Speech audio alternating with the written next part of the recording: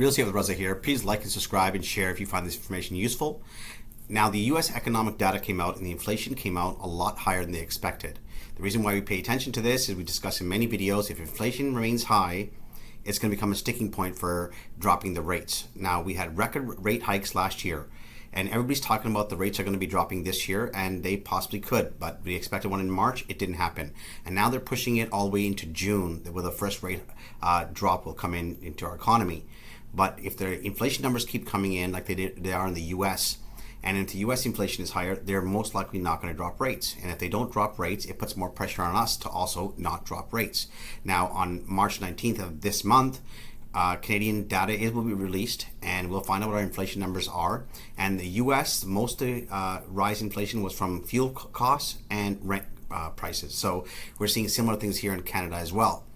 And I always tell everybody when it comes to the real estate and the overall economy, the Canadian government cares about nothing but inflation. Inflation destroys the overall dollar itself, which destroys our system. So they will fight tooth and nail. They will drop real estate prices. They will drop the stock market. They will drop anything they have to drop to stop inflation. So we got to pay close attention to that data. March 19th is the next inflation report, and I will keep you guys posted on it. If it does come in higher, the likelihood of us having a rate drop in June is going to move to, like, I would say about 10% to 20%.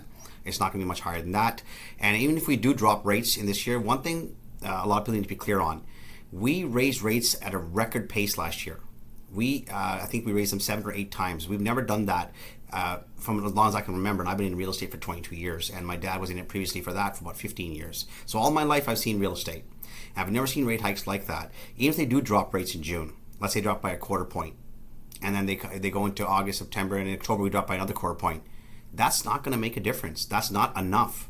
Just dropping it once or twice by a quarter point. The overall economy is still feeling the impact of that. At the end of this year, 65% of people will be needing to higher rates. There is turmoil ahead. I'm not going to sugarcoat it anymore. I do see in the economy itself, if you look at the Canadian businesses, insolvency rates, meaning bankruptcies, is skyrocketing. The reason is it's a slowing economy. They have higher operating costs because employment wages are going up. There's new carbon taxes. There's all kinds of taxes put on us. And their lease payments, if they're renting the unit that they're operating their business at, has gone up, and also higher debt costs. So a lot of people who had loans to carry their businesses, the interest rates skyrocketed, and that all impacted their businesses. So we're having more bankruptcies than we've had in the last 20 years, and that's going to affect the overall economy. That leads to an employment crisis. If small businesses are struggling, they're going to lay people off. They're going to lower their costs. And as we speak about that, the employment numbers came out in Canada, and we've ticked higher. We have higher unemployment. Now, if you look at the last 2 years and all the way back into the pandemic when it first started, employers couldn't find people. They would pay you higher wages, better incentives, longer vacations just to keep people. The tide is turning. It is flipping. Employers now are in charge. Employees are looking for jobs, and there's not enough jobs out there for them to get. So employers are going to say less pay, less vacation, and they're going to be in control. And they're going to be able to pick and choose who they want to hire. So when we take all these factors and put them together, real estate is one of the driving factors of our economy. It is driven by low rates and low unemployment. Our rates are higher. Our unemployment is higher, not lower. So if you look at both those factors, if people don't have jobs and they're already having problems carrying their costs when it comes to their mortgage payments or their rent payments, you're going to see a shift. And one of the shifts I have noticed is rent is starting to drop. There are many, many vacancies. Condominiums downtown, they used to rent out in a matter of days. It's not happening anymore. I communicate with a lot of realtors. We keep track of this data. It's Real Estate Raza. You guys can call me anytime at 416-995-7317. I can kind of walk you through your specific situation or any kind of investment property you have if you're thinking of selling. And if you're a seller, I cannot emphasize this enough. Get your house on the market now. Get it sold. Inventory is already rising. Today we have 7,236 freehold homes in all of GTA.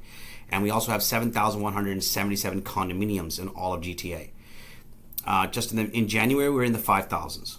Now we're in the 7,000s. Every year this rinse and repeat. We will go up in inventory. Next month it'll be higher. The month after that it'll be higher.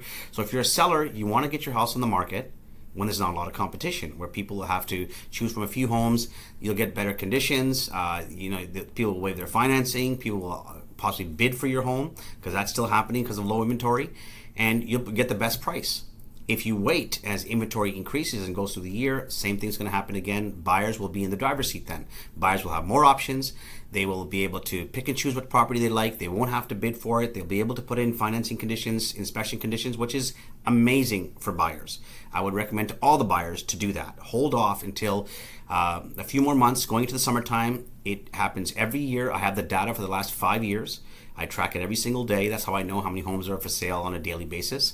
And if you're a buyer, hold off. Inventory is rising. You're going to get a much better price for the same home that you paid a little bit more for right now.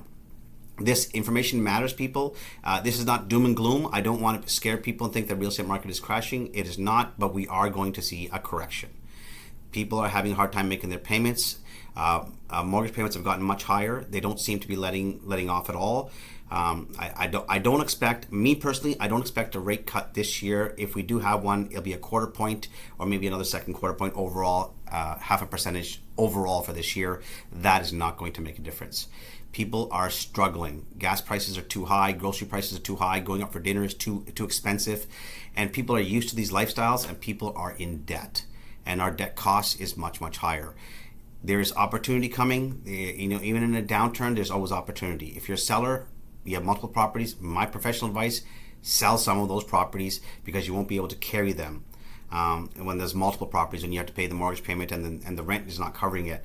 I have a property right now we're going to be putting on the market, and the carrying cost is about $4,200 a month. If they rent it out, it's $3,100 for the rent. So they're going to have to come up with anywhere from $1,000 to $1,100 extra every single month just to hold on to that property if they rent it out. A lot of people are deciding not to do that. They're listing and they're getting it sold. Again, guys, it's Real Estate Raza. Please like and subscribe and share this video with anybody you think it would help. And if you have any specific questions about your situation, we speak to families on a daily basis. Every week we talk about 3-4 families about their personal situation. We can help you restructure. We can help you get into a smaller place if it's too expensive, or if you're looking to upgrade, or you just want some advice in general, give us a call. Real Estate Raza. Until next time, guys, you guys have yourself a wonderful day and talk soon. Bye-bye.